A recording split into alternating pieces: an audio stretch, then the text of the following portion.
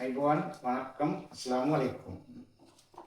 மூவிட பெயர்கள் පුරුෂතුනේ නාමපද දෙමළ භාෂාව ඉගෙන ගන්න දරුවන්ට දෙමළ භාෂාවේ මූලික අඩිතාලම තියෙන මේ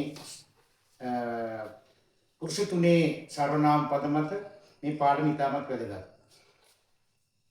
தன்மை பெயர்கள் தன்மை உத்தம புருஷ முன்னிலை மத்தியம புருஷ உத்தம புருஷ නාමපද තුනයි நான் මම நாம் කියන්නේ අපි නාම්ගල් කියන්නේ අපි මධ්‍යම පුරුෂ නාමපද තුනයි நீ නුඹ ඔබ දෙකටම ගන්න පුළුවන් நீர் නුඹ තමුසේ කියන අර්ථයක් තියෙනවා நீங்கள் ඔබ ඔයාලා ඔයගොල්ලෝ කියන අර්ථයක් මේකේ තියෙනවා. එතකොට මේ දෙවන පස්සේ ඉගෙන ගන්න සිංහල සහ දෙමළ මුස්ලිම් දරුවන් සඳහා දෙවන බසට ඔබින විදිහට තමයි මේ පාඩම හදලා තියෙන්නේ. පඩර්කේ පෙරල් ප්‍රථම පුරුෂ සර්වනාම පද ළඟ සිටින දුර සිටින ළඟ සිටින කියලා නාම පද 6ක් දුර සිටින කියලා නාම පද 6ක් වෙනලා තිනවා. ඉවර් කියනවා මොහු මෙයා මෙතුමා. ඉවර් අප්පා මෙතුමා තාත්තා. ඉවර් ආසිරියර් මෙතුමා ගුරුතුමා. ඉවර් අම්මා මෙතුමිය ගුරුතුමිය. ඉවන් මොහු මෙයා. ඉවන් නන්බන් මෙයා මිතුරා. ඉවන් සහෝදරන් මෙයා සහෝදරයා. ඉවල් මෙය. ඉවල් අමාලි මෙය අමාලි. ඉවල් තංගේ මෙය නංගි. இவர்கள் மௌஹு මෙයාලා බහුවචනේ. இவர்கள் எனது நண்பர்கள் මෙයාලා මගේ යාළුවෝ. இவர்கள் எனது අක්කාමාර මෙයාලා මගේ අක්කලා. ඉදු මෙය මූ.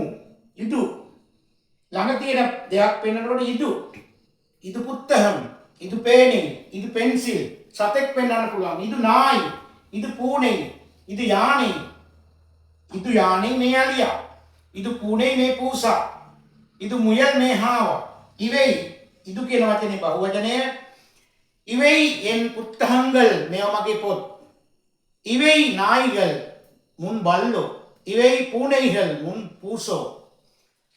දුර සිටින அவர் ඔහු එතුමා එයා ටිකක් ඈතින් ඉන්න පුළුවන්. ළඟ වෙන්නත් පුළුවන් ටිකක් ඈතින් වෙන්නත් පුළුවන්. ඇමරිකාවේ ඉන්න කෙනෙක් වෙන්නත් පුළුවන්. அவரின் அப்பா එතුමා මගේ තාත්තා. அவரின் தமிழ் ஆசிரியர் එතුමා මගේ දෙමළ ගුරුතුමා. அவரின் அண்ணா එතුමා එයා මගේ අයියා. එතකොට එතුමා ඕනේ එයා මගේ අයියා. அவன் කියන්නේ அவன் අමර එයා අමර. அவன் සමන් එයා සමන්. அவள் අමාලි.